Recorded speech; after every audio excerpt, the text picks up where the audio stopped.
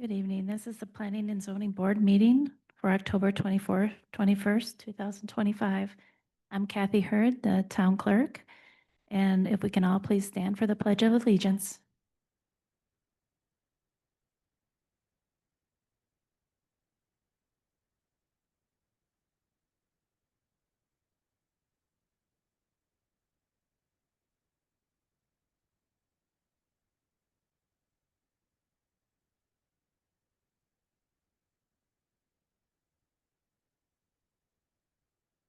I'm going to take roll call. When you speak into your mic, if you can please hit the button first and speak directly close to your mic when you do speak. Member Brown is absent. Member Elliott. Present. Member Kulikowski. Member Ross is absent. Member Sutton. Present. We have a quorum. Our next item on the agenda is elections of chair and vice chair. Do I have a nomination for chair? You are able to nominate yourself. Nominate. We can nominate Zach even though he's not here to continue. I believe so, yes. Nominate Zach as chair. Do I have a second? I second. All in favor? Aye. It passes. Do I have a nomination for vice chair? I nominate Michael. Do I have a second? Second. All in favor? Aye. I will now ask the vice chair to take over this meeting. I do have a moment.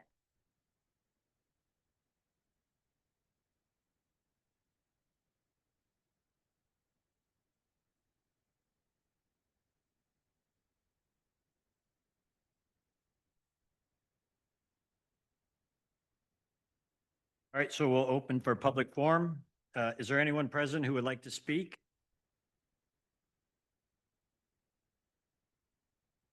Going once, twice. All right, I will close the floor. Next on the agenda is approval of minutes. Are there any questions or comments on the minutes from November 19th of last year? I have none. Can I have a motion?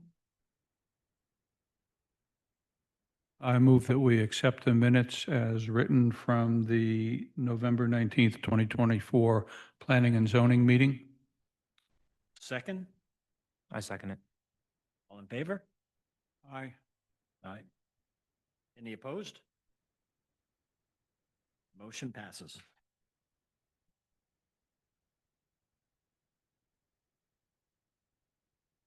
New business. All right, so first on the agenda is Briley Farm Phase 2, First Amendment to Development Agreement and Preliminary Subdivision Plan. Brad Cornelius with Wade Trim will present this item. Yes, sir. Thank you, Mr. Chairman. You have PowerPoint. So thank you again. I'm Brad Cornelius with Wade Trim, serving as your contracted town planner. And also, so you know, with me is Sarah Massison, also with me at Wade Trim, and she's also one of your contracted town planners. I'll tell you, Sarah does most of the work. So the first case we have for you tonight is, as the vice chairman said, is Briley Farm Phase 2. So a little bit on the project background. Go ahead.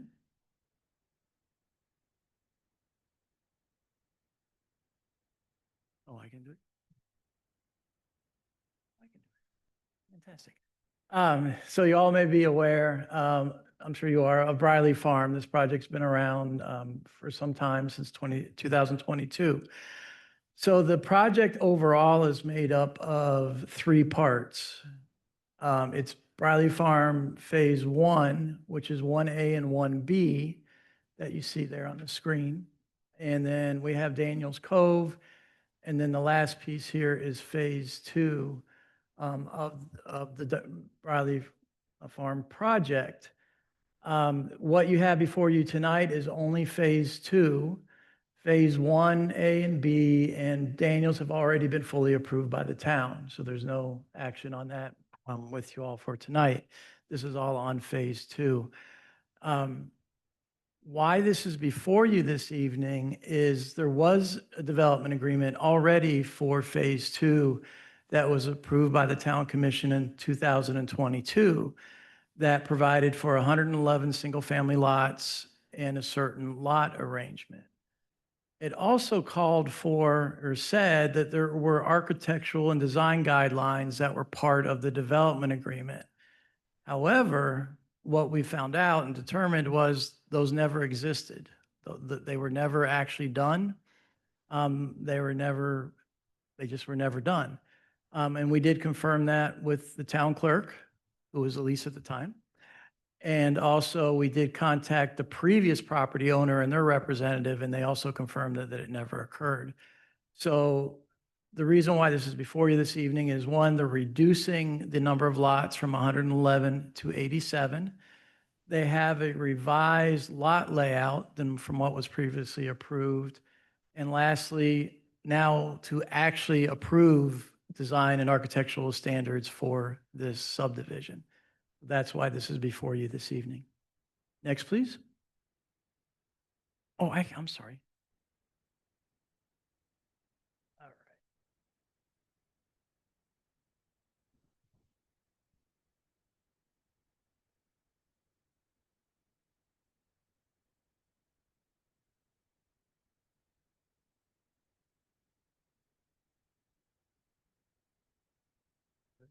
So in terms of what the changes are that is in your packet and in the development agreement amendment that you have before you this evening, again, as I previously said, it's reducing the development from 111 to 87 lots with the new lot layout.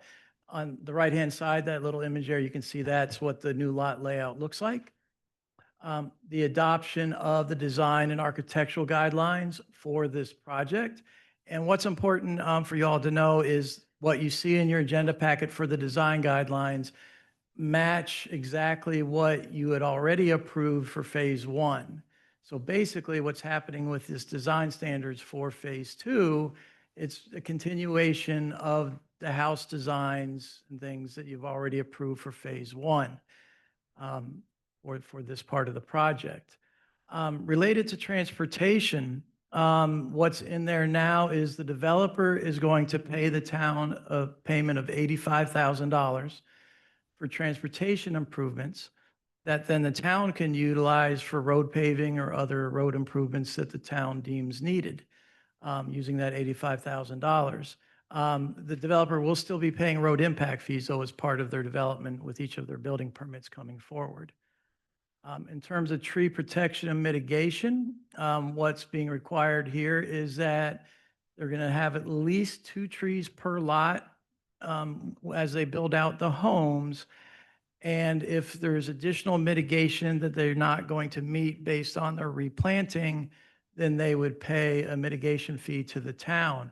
The other part of this tree mitigation where there's opportunity in Phase 2 is there are some larger open space areas, park area. There's an area that's still being dedicated to the Oakland Nature Preserve. So there's opportunities throughout the subdivision for them to plant replacement trees for trees that would be removed from their development. And lastly is related to the regional lift station and force main that was part of the original development agreement. Under this amended development agreement, the developer has agreed to pay their proportionate share, their share of that lift station and force main, which is $199,333. So the developer will be making that payment to the town that then the town can put towards that lift station construction and force main construction. Again, they still will be paying utility impact fees. Water and wastewater utility impact fees will also be paid for this project. So those are the basic changes with this proposed amendment and in the development agreement. Next, please.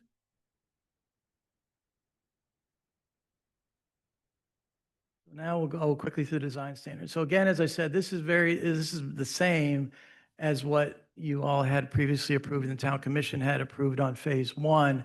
The project is split up into these different lot type areas. So each of these lot types have their own standards and guidelines in terms of setbacks and those kinds of site issues for each lot. And what I think is good about doing this way, it makes it, consistent with the character of the area and what fits best within the overall development scheme for it. So it's laid out that way. Next, please. And as you can see, I won't spend much time on any of these. These are the different lot types. These are all in your agenda packet. So you can see like Lot E. So each of these lot types have the development standards there on the left-hand side. And on the right-hand side, it just gives you a typical lot layout, how the house and other structure may be oriented on that lot. Next, please. Here's type F. Again, you can see the same thing. Typical lot layouts, standards are on the left-hand side, and where that lies within the subdivision. And what you can see, as you can see here, there's different layouts based on different locations within the subdivision. Next, please. And then Lot G, these are the lots that are up on Lake Apopka. And again, the standards on the left, and then the typical lot layout there for those lots on Lot G, on Lot Type G. Next, please. And then Lot Type H, that's there along the western edge. And those are the standards, and again, typical lot layouts for those lots. Next, please. In terms of the architecture, this may look all familiar. This is exactly what was presented to you before on phase one. It'll be the colonial revival architecture type. Next, please.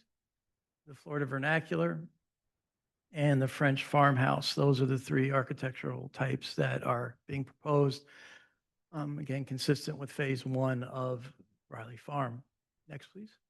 And then there's also the standards for the outbuildings, whether it's garages or accessory structures. There is the same condition here that we have in phase one, that if there are any accessory dwelling units, they can only be for family and they can't actually have a kitchen within them. So there are limitations on that, which match what's in phase one for Briley. Next, please. These designs and the layout have been reviewed by your Appearance Review Board at their meeting on October 7th. And your Appearance Review Board unanimously recommended approval of the design as presented. So they had no concerns or objections to what's being proposed on the design. Next, please. So the last part of your approval then is also the preliminary subdivision plan. Next, please. And what, again, you have in your agenda, this is the preliminary subdivision plan that you have, that they've submitted. It meets all the requirements. It's in the development agreement. It has been reviewed by Town Public Works, by the town's contracted engineer, Alan Lane with CPH, and as well as us. And we all have made a recommendation of approval of it. We didn't have any objections to what they're doing.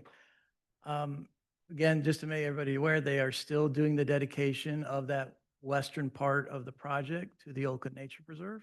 That's part of it. And also on that northwest portion, there's that portion that includes the Pulte stormwater pond. That's not part of this project, but it does show up here on the conceptual plan or the preliminary plan. Next, please. So what happens after you all today make a recommendation? Then this will go to the Town Commission for a first reading at their meeting next week on October 28th. And then it'll come back to them for a final reading and determination on November 10th for this project. Next, please. And again, as I said, our recommendation as your staff is we do find it consistent with your comprehensive plan and your land development code, and we do recommend approval. So we're here to answer any questions you may have of us, and I know the applicant and their development team is here if you have any questions of them as well. Thank you. Any members have any questions or comments? I do. The first question is that I see in the amendment here, there's transportation, tree mitigation, and wastewater infrastructure, but we've had a lot of discussion at the town commission meetings about potable water supply in the town. And I didn't see anything in here about potable water supply. You mentioned impact fees for that, but maybe you could provide some more information. Absolutely. And I'm glad you didn't, because that'll be a discussion we'll have at our next case as well.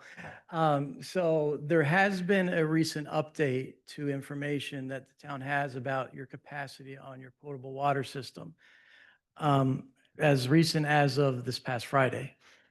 So the town still is in a position where there is a need for the utility system to expand, to handle all this development that's coming towards the town.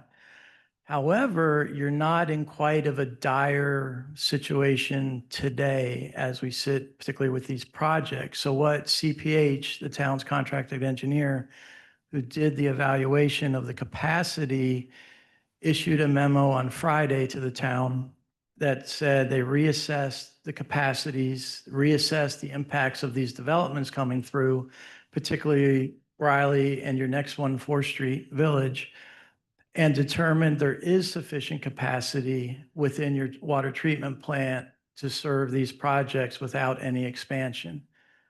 The town is still in the process, and they are in the process of updating what's called your consumptive use permit, which is to allow additional withdrawals to feed your plant, but you don't have a limitation on your plant capacity today for these projects. But that doesn't mean a year from now, or as we have 4 or 5 other projects that are in the pipeline that haven't gotten this far yet, that may be the time when that we may need to hit that more specifically on the water supply. But we have the confirmation from the town's engineers and from Town Public Works that specifically for this project, for Briley Farm Phase 2, that there's no concern with water capacity and ability to serve. And they would, like any development in the town, would have to do whatever improvements are required to connect to the system, whatever line extensions may be required or anything to do that to serve their project. But they're not required to do anything over and above that at this time. And as you said, Mr. Kulowski, is that they also will pay the potable water impact fees, which then the town will be collecting, that they could then put forward to the expansion of a future treatment plan expansion. All right, thank you. And yeah, Bobby Johnson, the engineer, he actually did some of that analysis. Yes, my name is Bobby Johnson with Jim and I Land Development. I'm the engineer for the project. And I also just want to kind of like expand a little bit. In the developers agreement, there was also contemplated where it's like we have to provide a water pipe connection for our irrigation over to the future alternative water supply system that is right now in permitting. And so our system proposes to go underneath the nature preserve and connect to that. So all of our irrigation will be irrigated off of the alternative water supply and not potable water. So that will be also enhancing the capacity of the system that was envisioned. Okay, so what is the timing for the alternative water to come online as opposed to when you start residential construction, phase 2? From my discussions with Mike Parker, like right now they're still in permitting, but he's from my discussions, it sounded like they're planning to get wrapped up towards the end of this year. I'm not sure at what time construction is starting, but right now there's currently capacity in the system. And then when the alternative water supply does come online, that will take all the irrigation needs of Riley Farm off of the potable system. Okay, so you'll be then putting in the infrastructure throughout phase 2 Correct. Yeah. to accommodate that alternative water supply. So we'll be there and ready for when, or we'll be constructing at the same time, probably that the alternative water supply is be constructing. Because like right now, we're just going through our PD and PSP plan approvals. We'll still need to go through our construction plan approvals and then proceed into site construction. So it's our demands will probably kind of be, it might be matching up with the timing of the alternative water supply system comes online. But yeah, so we will have all the piping in the neighborhood to already be there and in place for having like the reclaim system. Okay, so then what will your residents do? Suppose they get constructed before there's some delay with the alternative water supply. Will they connect to the town potable water for irrigation? Typically, how we do that currently is we'll jumper the reclaim lines off of the water mains. And that's how CPH did all their calculations, assuming that all the future going forward connections have irrigation components to it. But as soon as the alternative water supply comes online, then we'll back out the irrigation needs for Briley Farms. Okay, thanks. That's a good answer.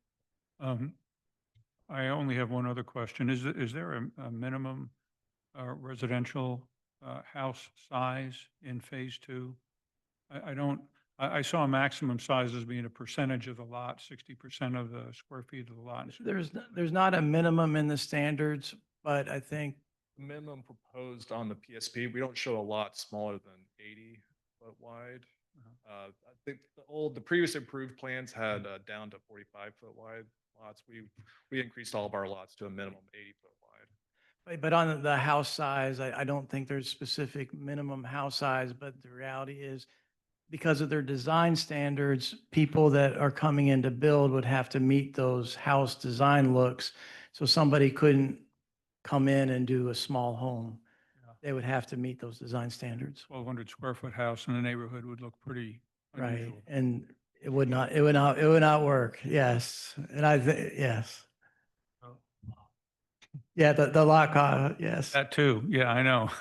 That's it. But I was just wondering if there should be some specification for that. Like in my Southern Oaks neighborhood, we've got a minimum structure size. Yeah, like in your Southern Oaks, what that is, that's not regulated by the town. That's actually regulated by the HOA and the private requirements. So you have an HOA. Oh, can't hear you.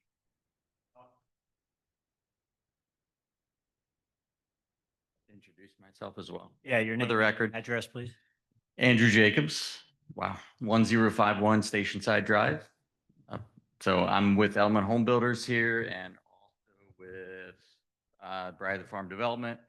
So we have in phase one, we have the HOA controls the minimum house sizes. And it depends on the lot, so it's not, blanket. So depending on the half acre or third acre lot, there'll be minimum lot sizes. I don't think we've established them for these, but they'll probably be 3,000 foot minimums on the smaller lots. Okay, thanks.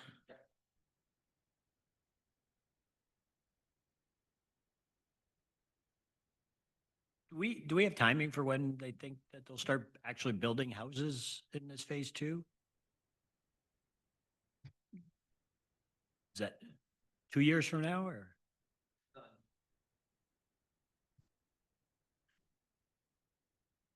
So after we get, let's say if we get approvals today plus town commission next month, we'd be going into final engineering approvals. Our plan is to submit once we have town commission's approval, and then I imagine we have a 3 to 6 month process through the town and through the state, like the water management district. Then imagine Steve sounds pretty ready to go to start turning dirt. So I imagine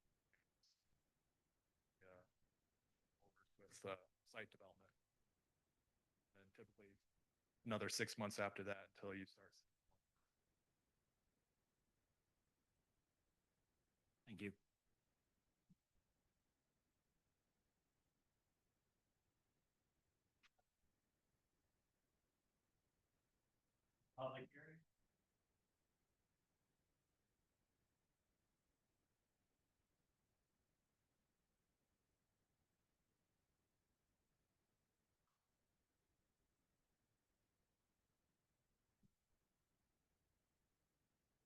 I move that we accept the Briley Farms Phase 2 Plan Development Amendment number 1 as proposed.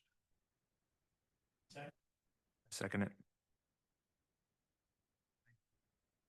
Any opposed? Motion passes. Thank you very much. All right, So next item is the 4th Street Village First Amendment to Development Agreement, Building Design and Preliminary Subdivision Plan. Brad Cornelius with Wade Trim will present this item. Yes, sir. As the chair said, this is the 4th Street Village PD amendment, First Amendment to the Development Agreement and Preliminary Subdivision Plan, just like we had before. So this project, as you may all recall, was approved last year in 2024. Get the slideshow up here real quick.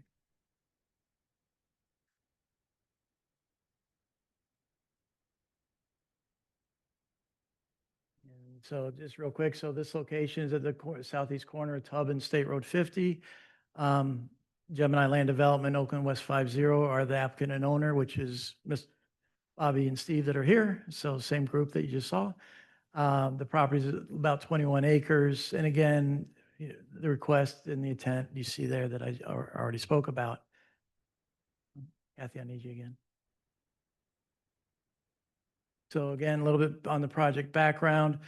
Here's the location of the property there at that southeast corner. It's comprised of those parcels with, you can see the Florida Turnpike there on the south side of it, and they're fronting on State Road 50 to the north. Please.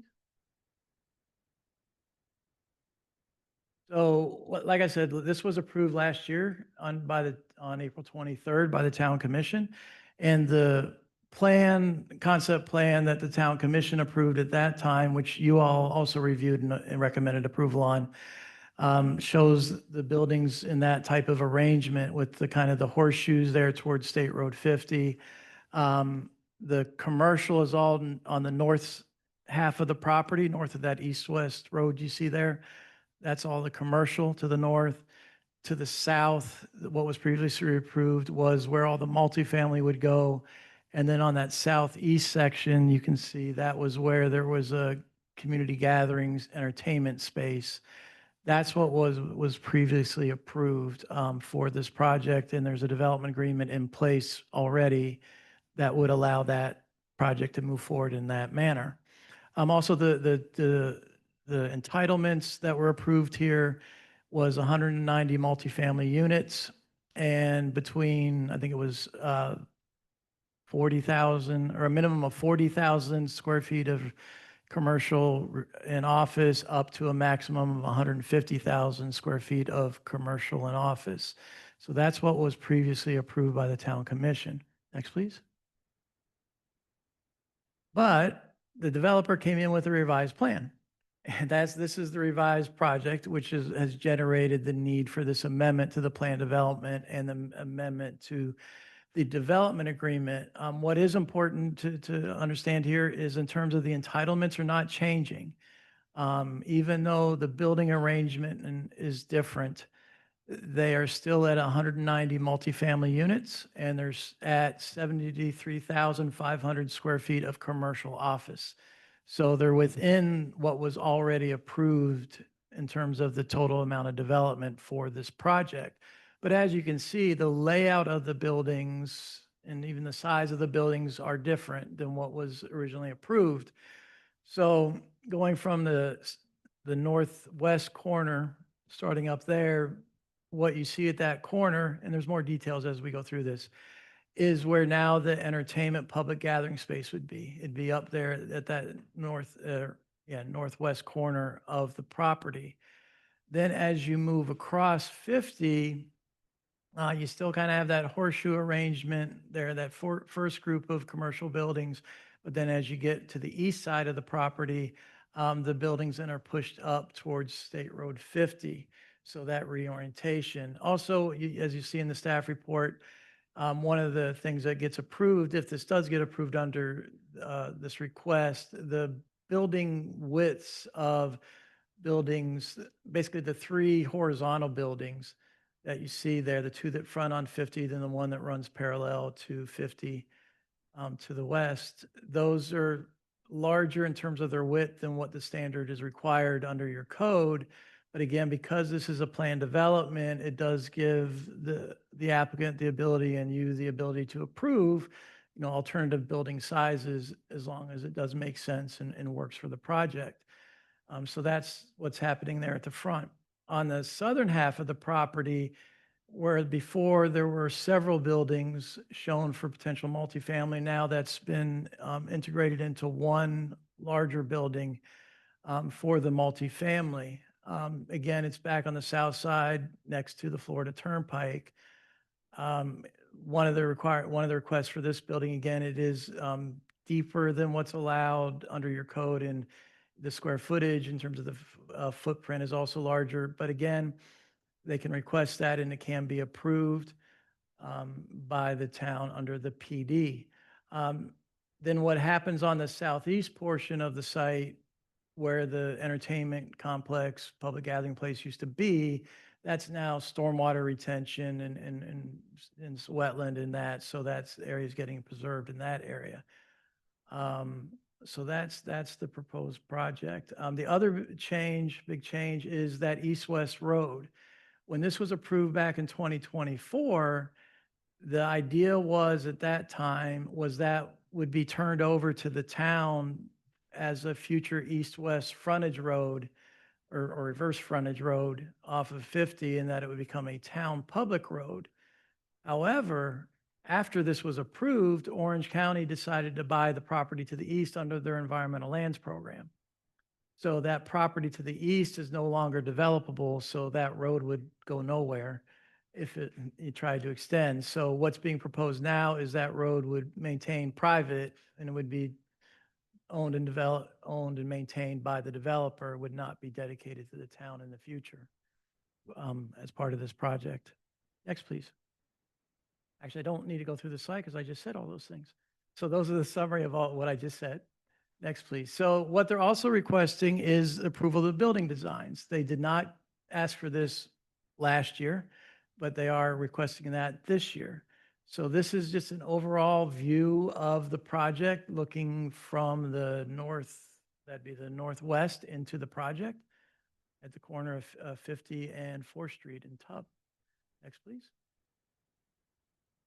So what they did is they gave us the renderings and of the buildings for each of the building. You can see the key sheet there at the bottom right of the screen shows you what building that is. So this is building A, gives you a look of the proposed design of that building. Next, please. This is now, this is also building A, just some more renderings of those buildings. This now is next building B. And again, you can see what those look like. Again, more renderings of building B. This is now building C. This is one of the ones that fronts up onto State Road 50. Next, please. And you can see the renderings of that building. And then we move to D, which is the other building that fronts up onto 50. And again, you can see the renderings there. And next, please. And the drawings there of the proposed look of that building. And now, and this is the building, I think it's E. You can see where it's shown in the key sheet of what that would look like. And again, more pictures of that building. Now, this is the multifamily structure that's on the south side of the property. It is 4 stories, which is consistent with what was approved previously under the PD. The previous PD also had 4-story multifamily buildings, so it is consistent with the height. Next, please. Again, you can see the design of those buildings. Actually, it's one building, but and next, please. And this is renderings of what a look at that entertainment and public gathering area there at the northwest corner of the property. Next, please. And more drawings of what that would look like. Next, please. And that's all more there at that corner there of the project. Next, please. So again, the ARB did review these designs at their October 7th meeting. They did recommend approval of these designs, but they did have a condition with their approval.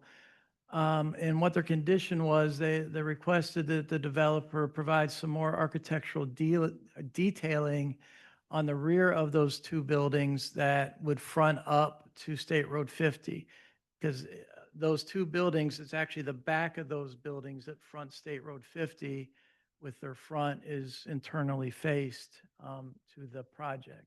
So that was the only comment that the ARB had, was just requesting some additional architectural detailing on those buildings. Next, please.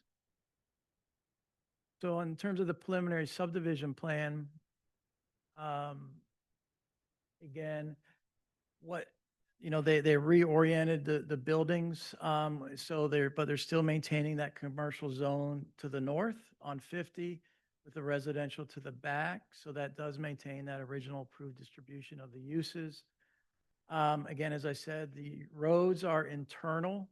It will be internal and it will be maintained by the developer and not turned over to the town. And in terms of tree mitigation, in the development agreement, it does say that they have to provide 1,224 DBH inches of tree replacement or paying a mitigation fee for trees that they don't replace. And so that's a requirement of this development agreement. And getting to the potable water, a requirement of this project is that all their irrigation will come from private wells. They will not be connected to the town's potable water system. It'll be irrigated by wells that will be provided by the developer. What I want to address now, because this is the best time to do it, is as you saw when you sat down this evening, there was a revised development agreement with my very bad handwriting on it. This is a revised development agreement from what you have in your agenda packet. And I can go over it with you very briefly. That was submitted to us actually this morning. Unfortunately, we were able to go through a review of it. This has been reviewed by myself. We also was reviewed by the town public works director and also by the town attorney, and we all have no objection and do recommend approval of this revised development agreement. But the changes are pretty straightforward. So in section 4 of the development agreement, basically just removes the dedication of that east-west roadway and reflects that it's going to be privately maintained. So really no issue with that at all. Section 5, it removed reference that they would be billed for solid waste. Well, that's been removed because they would provide their own solid waste services. The town does not provide them solid waste services. So that's been corrected.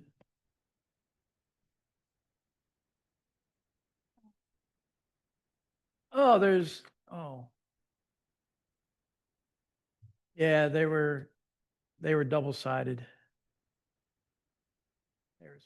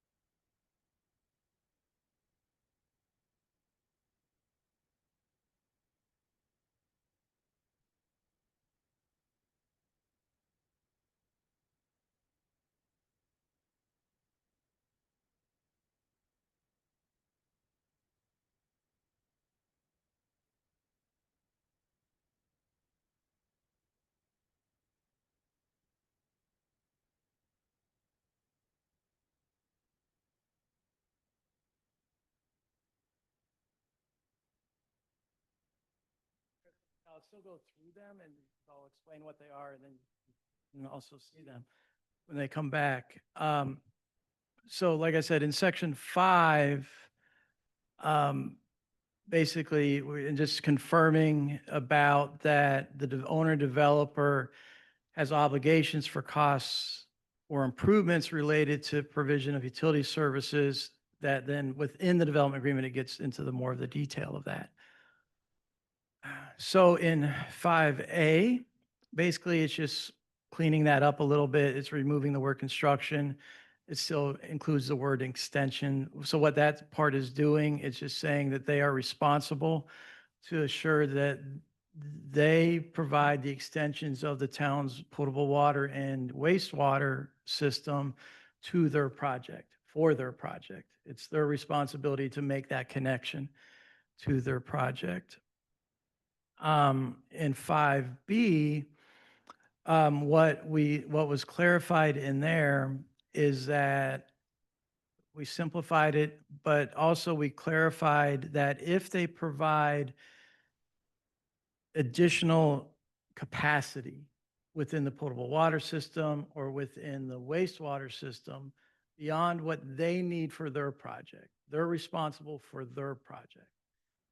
If they do provide additional capacity, oversize a pipe, something like that, then the developer would be entitled to impact fee credits because they're doing more than what's required for them to meet their project. But what we clarified too is though that those impact fee credits that they could obtain would not exceed the amount that their project would generate. So there'd be a cap on that. And also to clarify, we can't give impact fees to City of Claremont wastewater impact fees. I don't know if you're aware, but in the town, we also assess City of Claremont wastewater impact fees because they do the treatment of the wastewater. So, but we can't give credits to that for that part of it. The next part is probably the biggest change in 5C.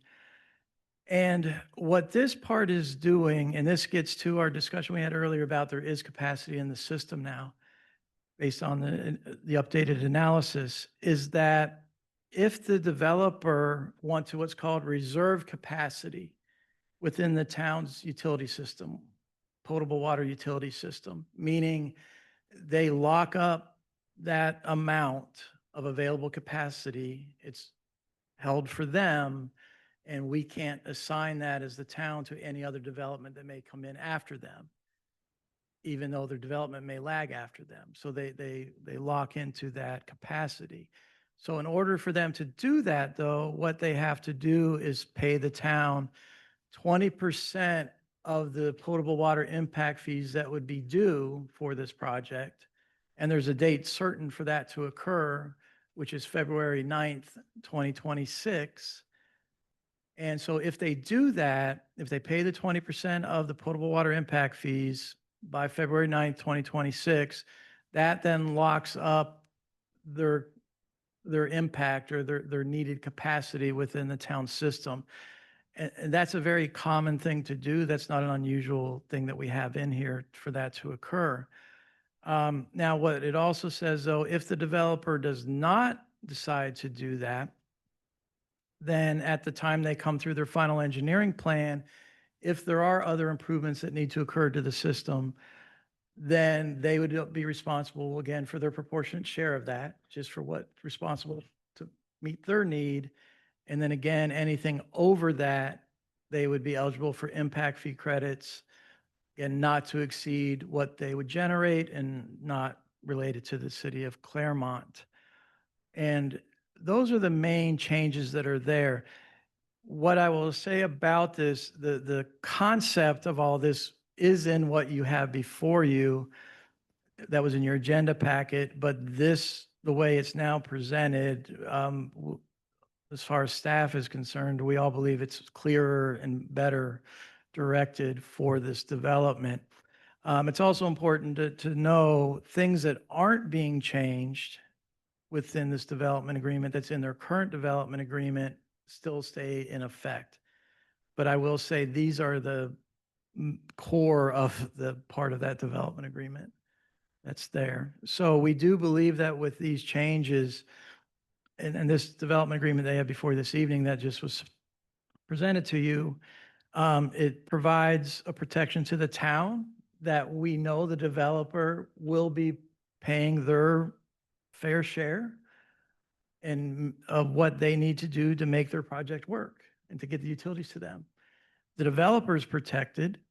They're not responsible to pay more than what their fair share is unless they get properly reimbursed through impact fee credits. So I think this is a positive for both parties. A big part of this, and Mr. Kozlowski, this comes up to your point before and what Bobby said earlier, we weren't able to get to this way this is structured today until we got this information this past Friday from CPH that re-looked at the capacities and available, that said there is capacity. And I think the biggest change that really made that work, and Bobby can correct me if I'm wrong here, is that like this project, all the commercial projects like Oakland Exchange, it's under construction right now, they're all required to get their irrigation water off of wells and not connect to the potable system. So that's been a standard condition that Public Works has been putting in all development, that commercial development in particular, that has been coming through the last 2-3 years, that they're not able to connect to the town's potable water for irrigation. So like I said, so Oakland Exchange that way, the Harvest District, they're on 50, that's not started construction yet. Their approval also says the same thing. And anything I think you see coming forward, any of these commercial projects out there on 50 will all have that same requirement for it. So next, please. The preliminary subdivision plan, that's just the plan I already showed you. Again, they're just asking for that approval. And what this does mean is if this does get approved, then as Bobby said, after this gets approved by town commission, they can then come in with their final engineering plans to get things permitted and the project moving.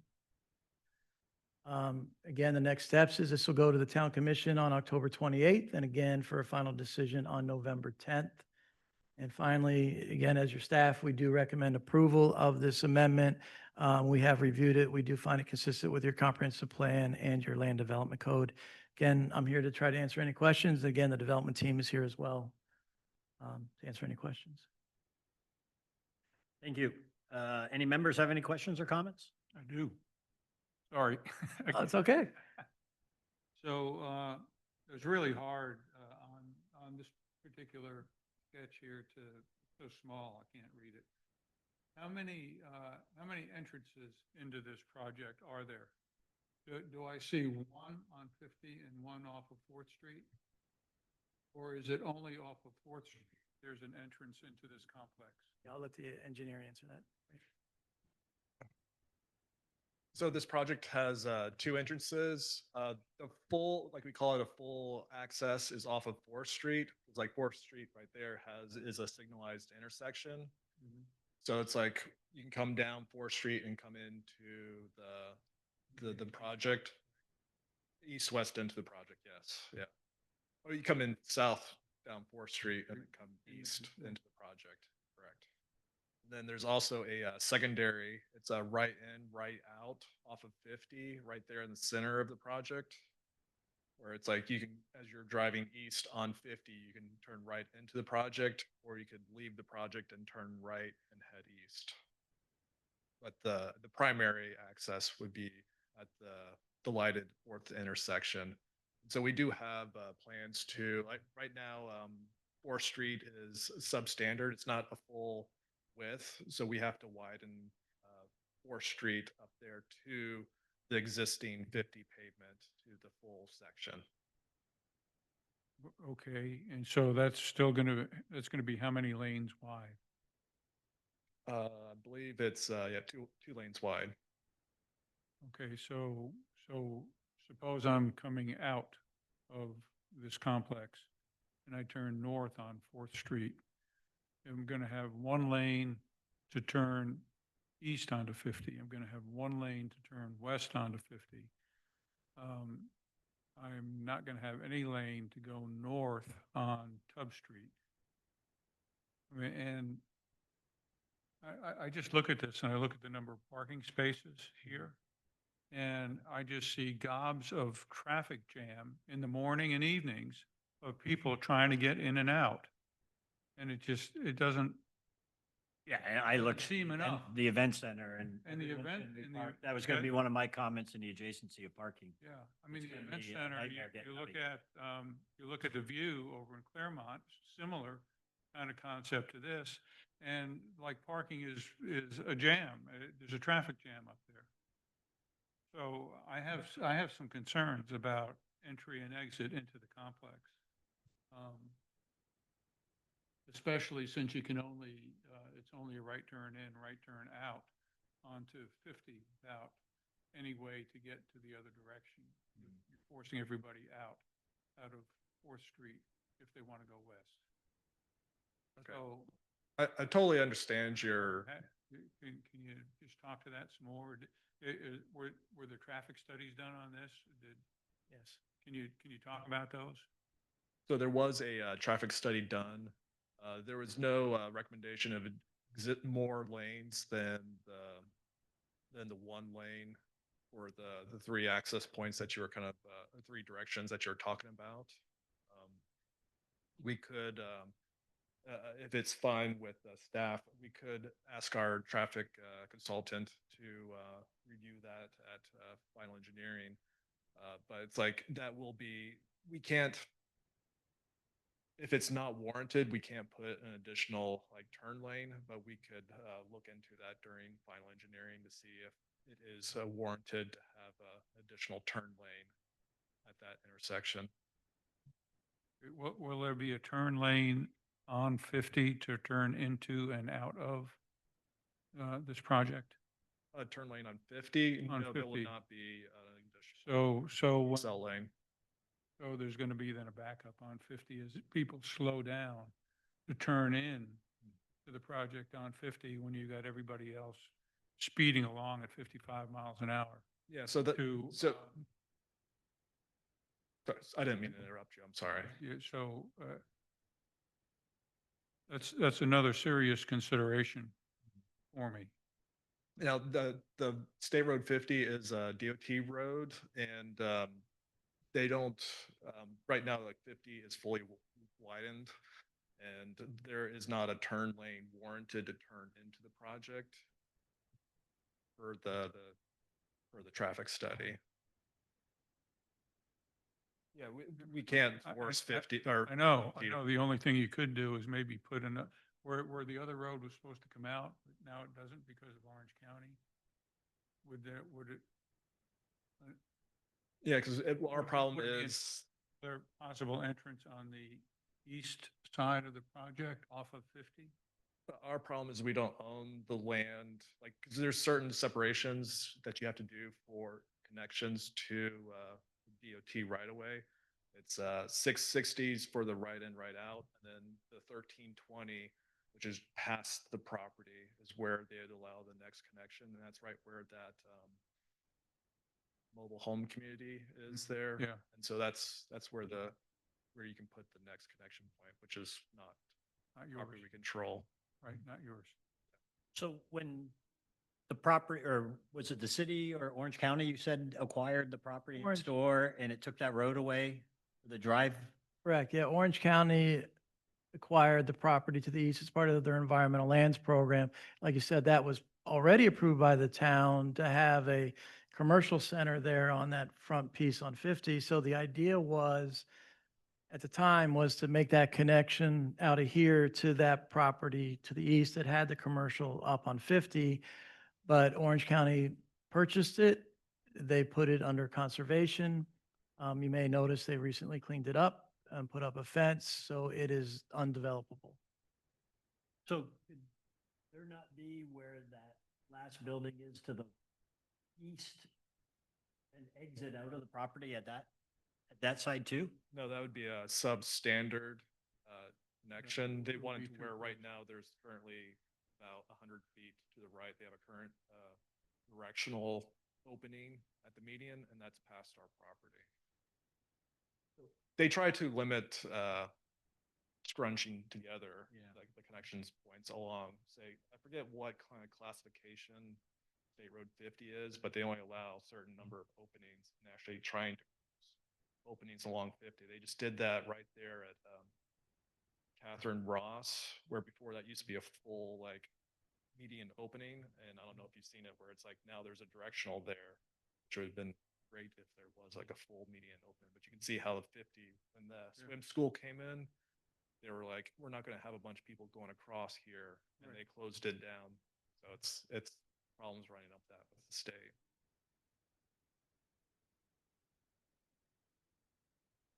Yeah, I just, how many parking spots now versus the original plan that was approved?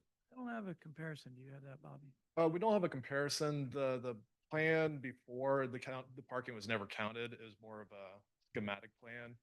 where it's like now we've reduced down the commercial from like 150 to the specified 70,500. And so we're parked at 2 spaces per 2 bedroom, 1.5 spaces per 1 bedroom. And then the commercial's parked at about, I think, 4.4 spaces per 1,000. And what about the entertainment venue? That's part of the Commercial? 4.4. So it's like the entertainment venue. We're kind of, we don't know what to call it. It's kind of a term that's been stuck around since the original. And it's what it is. It's a complex of like food stalls.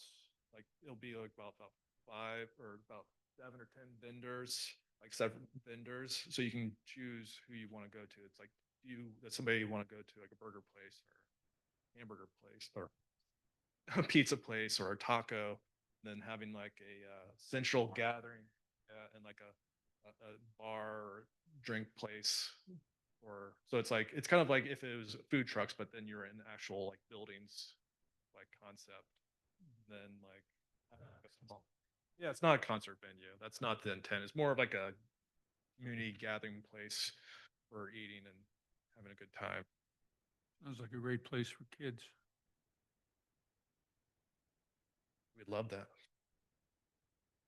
My concern is just the parking in the adjacency of parking.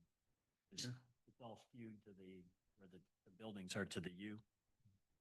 There's a lot of parking over there, which is deep into the property. So getting out across, I mean, if there's an event or something busy or the morning, it's just, it's going to be a challenge. Yeah, so we have like the kind of like the desire because like we want to have it kind of like with the landscaping, like be able to like walk from either far east side. You can kind of see where we did some breaks in between the buildings. And then there's like a kind of like almost a plaza area as you get closer to the event venue of how we call it. So we kind of like want people to kind of like walk through the community there. We do have parking out front of the venue location, but also like the partner that we've been talking to, he's been kind of explaining like a lot of what he's been seeing a lot more is where people come and either they walk or they ride bikes, or like a lot of what he's seeing is also a lot more people like will Uber to like say like to a venue to have like a drink, and so they don't have to worry about driving back or anything like that. So we do have like incorporated in. You can't see it at this level on the screen, but we do have like loading areas where it's like an Uber. If you did Uber to it, you could they would pull into like the loading zone to drop off safely within the development area.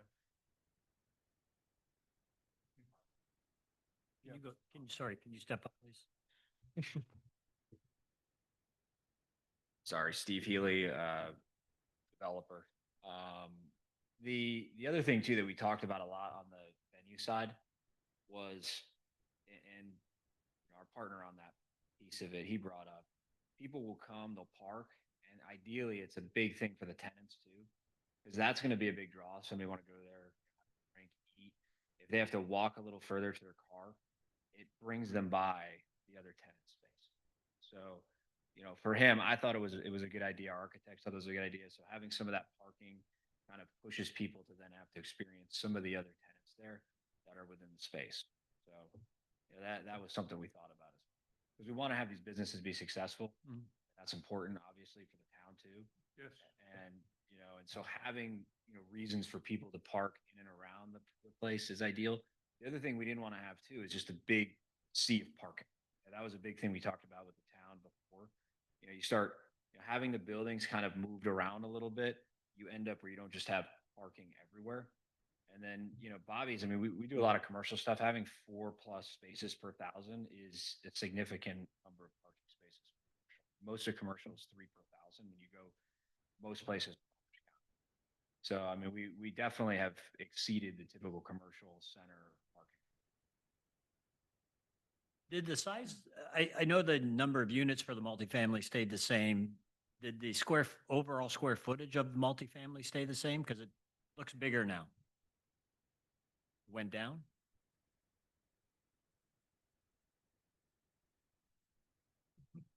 So we had, we reduced, we had, correct me if I'm wrong, Bobby, but we think we cut out all the 3 bedrooms.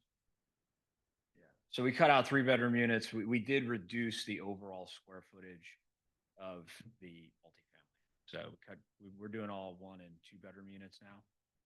When we did our market studies, we saw that there was definitely a lot more demand for that, especially when you compare it to even the one around the corner, 3 bedrooms were sitting. So we did that. And then, we looked at the building and kind of optimizing it. We still have our amenities and all that stuff in there, but it's actually quite a bit less square footage. What will go in the center of the U? That's just a white space? A pool, barbecue area, hangout space, for residents, like a little green space, things like that. It's a pretty good size area. So it's amenities. It's all Mostly amenities. amenities. It's right? 100%. There's no opportunity for more parking or anything. No, it's 100%. And there's more than enough parking for the units that we have back I know when we looked at this last year, this like essentially matched exactly what the town had put in their comprehensive plan, right? Or whatever, master plan. There was the vision study that the town did that was actually never formally adopted. It was accepted by the town commission and never codified. So what you all saw matched it pretty much exactly. However, when it went to the town commission did not necessarily like that layout. That was going to be my next question is what drove this? Did town commission drive this change or was this? Well, not that particular change, but the change in what they ended up approving was different than what you all had saw. Because what you all had saw, it did pretty much match up exactly with that vision plan.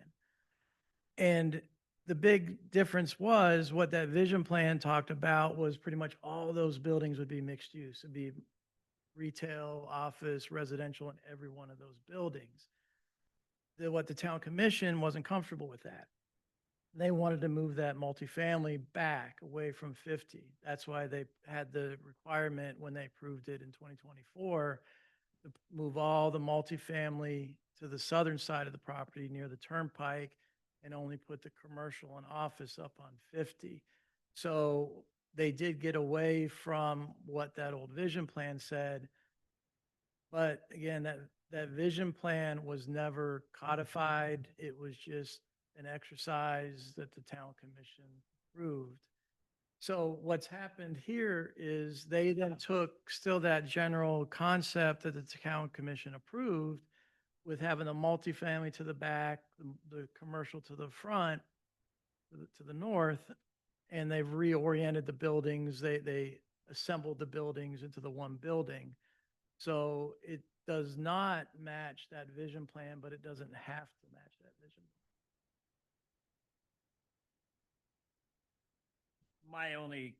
My last comment is just, it's what you started with. It's just the whole thing with the traffic in and out. And as someone who's commissioned traffic studies before, I know the traffic study goes in whoever's paying for the traffic study. So I think that if it was a non-biased traffic study, that there would be some alternatives for entering in and out of this property. And I think that's my only heartburn about this is. I have another question regarding this. How are you going to identify to drivers on 50 that the main entrance to this complex is off of 4th Street? I didn't see any signage there or anything in it. On the corner. It said the name of the project, but did it say enter here? I mean, Oh. how is somebody going to know that the,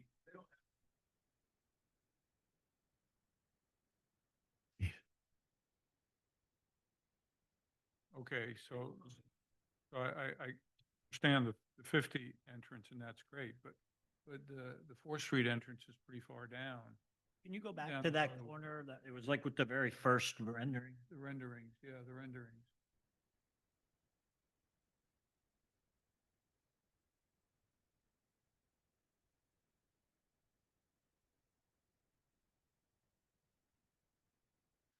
Right there.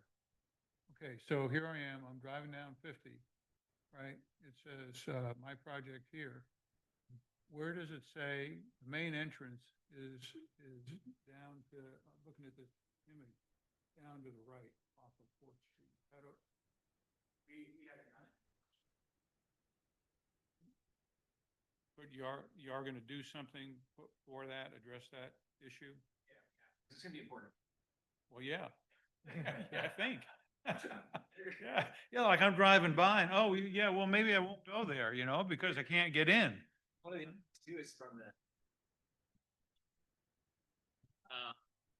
One of the other things too, talking to the RB was, we realized like on the building facades, we didn't show the signage for tenants, right? Which So kind there of is, there is gonna be signage on. Yeah, faces. correct. Mhm. Yeah, so because they're gonna want it. So I have building signage there. There'll be signage, for all the tenants on that side of the building that faces that. There'll be additional, obviously, signage. The venue will have a brand.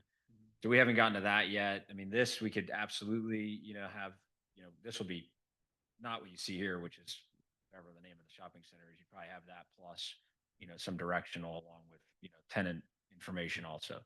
Just like we'll have tenant information, which isn't shown here on the 50 entrance too. Yeah, All right, so you're gonna have tenant names and stuff like an address board. 100%. Yeah. Okay. We want to give them as much as the town obviously allows for signage, but we want to give them as much exposure as we can. Okay, because the town signage is limited. We had that discussion on the exchange. Yeah. That's what I mean. It'll be as much as. Right. say, And the difference with this one, the exchange wasn't on 50. Your code has a larger allocation of signage for properties on State Road 50. So, yeah. Did you have anything? Okay. Any other questions? No, thanks. So this is a public hearing. If there's anyone present who would like to speak on this item?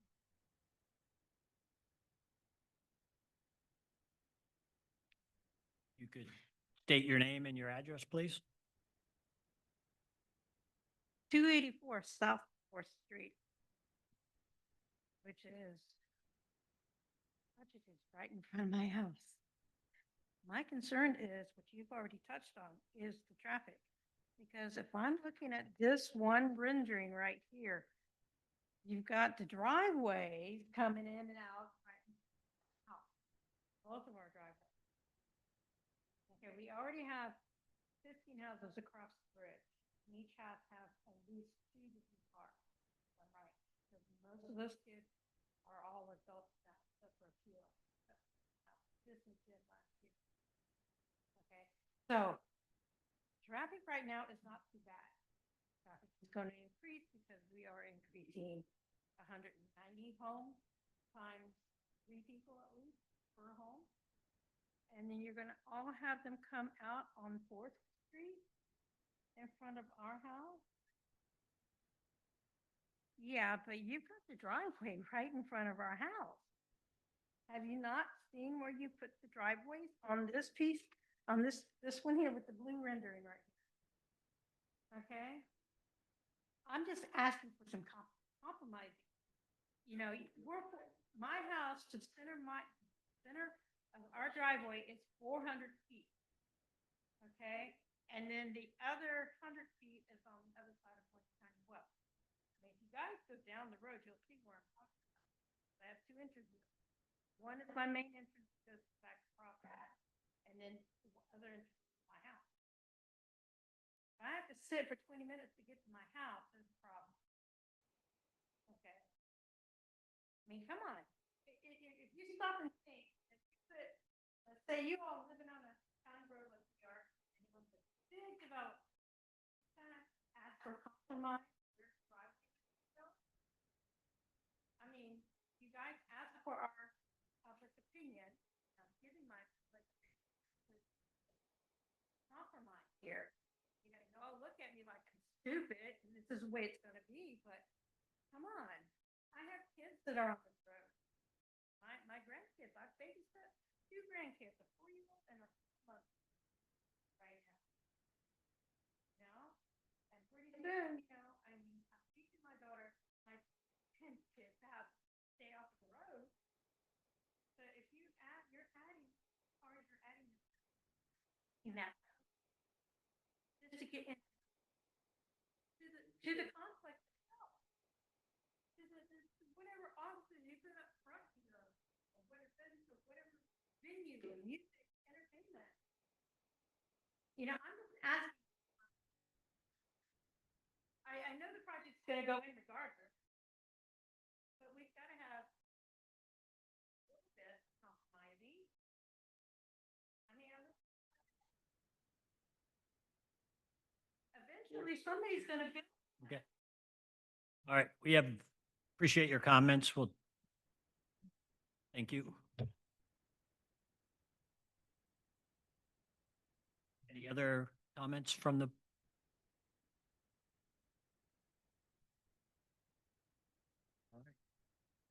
If I may, before the board makes its decision here, I would like to speak a little bit on the traffic issue. Under Florida law, traffic concurrency ensures that public road facilities are adequate to handle traffic from new development. However, concurrency is a management tool and not a basis for denial. Municipalities cannot reject a rezoning or development application solely because of anticipated traffic impacts. Instead, if the development causes or contributes to a deficiency in roadway capacity, the local government's role is to require mitigation consistent with a traffic study. This usually means that the developer must fund or construct roadway improvements or contribute proportionally through impact fees, but it does not provide a basis for denial. You.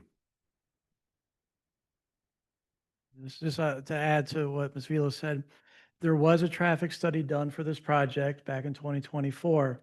It was reviewed by the town's own traffic engineer with CPH. So it was not, just accepted as is. It was reviewed and also approved by the town's traffic engineer. What's important was the analysis that was done back last year was actually for a much more intensive project. It actually was based on the 190 multifamily units, which is the same, but it also included 110 hotel rooms. And then it had 25,000 square feet of office and 125,000 square feet of shopping center. So 150,000 square feet of shopping center of commercial. So as Ms. Vilo stated, we have a traffic study that was done, was accepted, that does show that it doesn't meet what's called the requirements for turn lanes or any of those improvements. As Mr. Johnson stated, they are going to have to improve that portion of Fourth that goes from the driveway up to State Road 50, where they would be impacting with their traffic. So they would be doing that. But you do have in the record for this project a traffic study that was done that does show that it doesn't require any additional mitigation beyond that 4th Street improvement. Yeah, and I don't disregard that the changes are not positive because we are getting rid of the hotel rooms and that. Yeah. I think the biggest change is just we're going from 4 entry and exit points. There used to be 2 along 4th and 2 along 50.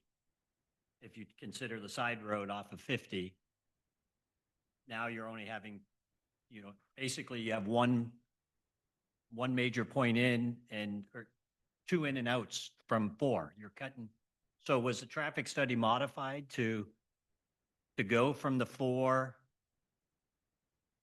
egress points to 2, down to 2? Would the traffic study not have to be modified for the new layout?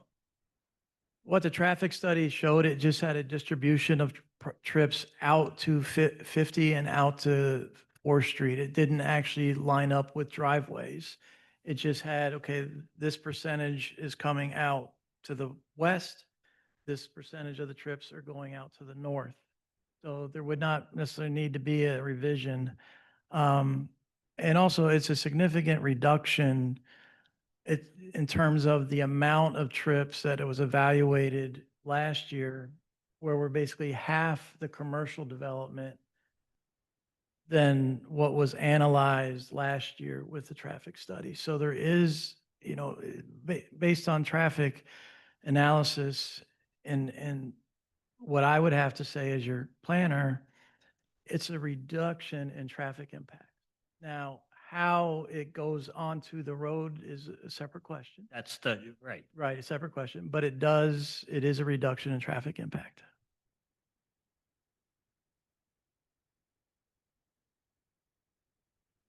All right. Any other comments from here? No? All right. Somebody want to make a motion on this one?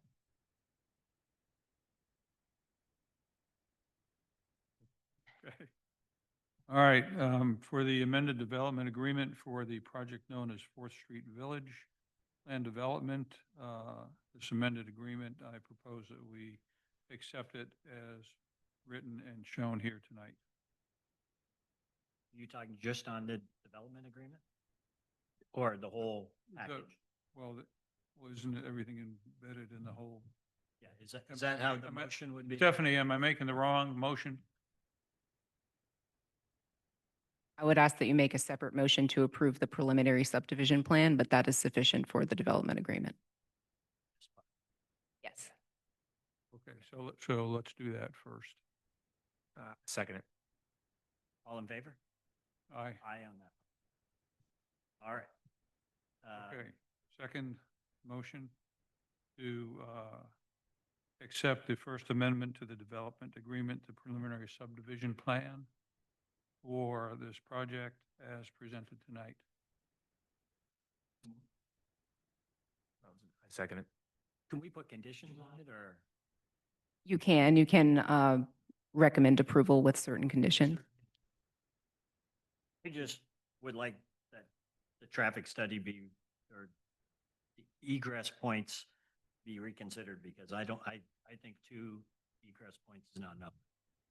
I think they need to come back with a better plan or with the traffic study to support that the 2 egress points and where the driveways are located are adequate. Okay, well, then let me withdraw that motion. And Stephanie, how do we do that? Well, I will note that you have just recommended approval of the development agreement. Okay. You can recommend approval of the preliminary subdivision plan with that additional recommendation, or condition, rather. We could just modify the recommendation? If they're in agreement? Do you mean modify the motion? That was just me. Motion with the recommendation that they relook at the traffic, the egress in the traffic study. Yes.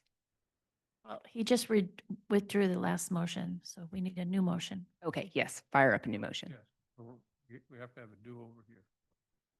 Okay, Well, can I speak for a second? I apologize. I think we closed, right? So, yeah, sorry. Or He- can we reopen? I would allow the applicant to continue speaking, yes. Allow you to speak, sir? Good. I just want to provide some clarifications about access points. Because we are limited by the state of Florida on what we can do off of 50. So what we are shown, we can't do anything more than what is currently shown along 50. Now, speaking towards what some of the concerns that were raised along 4th Street. So our location of our proposed driveway that we have is restricted by, our setback from, we have to be set back sufficiently from State Road 50. Right now, we're showing 280 feet back from State Road 50. That allows for stacking of traffic to come. So it's like so our intersection won't conflict with people coming in and backing up against that traffic. And then our other restriction that we have is as you go south, you start coming up on the overpass. So you're restricted from being able to put a driveway farther south. So right now where we have our proposed access point on 4th Street, that's right where we can have our one access off of 4th Street. So the previous plan was The not doable with having 2 on 4th Street? Yeah, there was that one farther to the south. There was a grade restriction. It was coming up to that overpass, so we couldn't fit that one in. The traffic study that we have is it's showing like the level of services on, say, 4th Street, 50 is what it was kind of analyzing, not so much traffic at certain driveways. So based on that analysis, we're keeping the level of service consistent on 4th Street and 50 is what that traffic study was saying.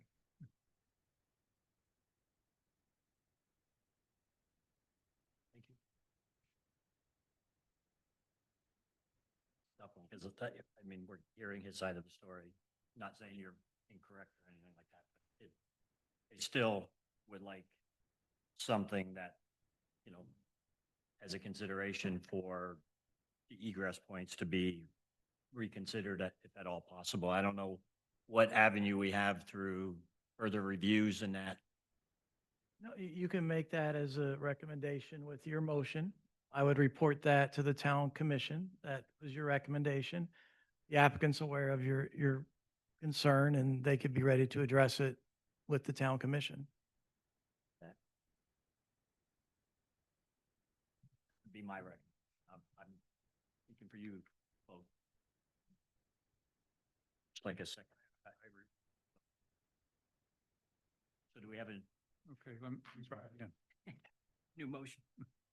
I make a motion regarding the 4th Street Village Plan Development Amendment, First Amendment, to the development agreement, the preliminary subdivision plan, that we recommend that it be considered with the provision that an additional access point into the project be made somehow.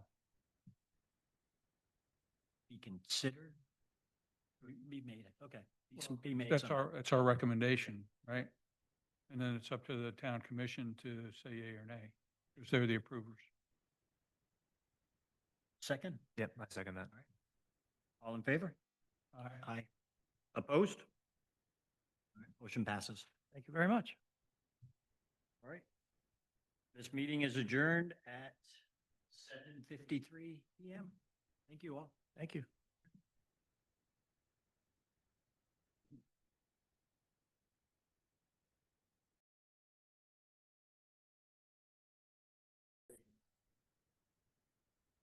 Put me in the middle of the city.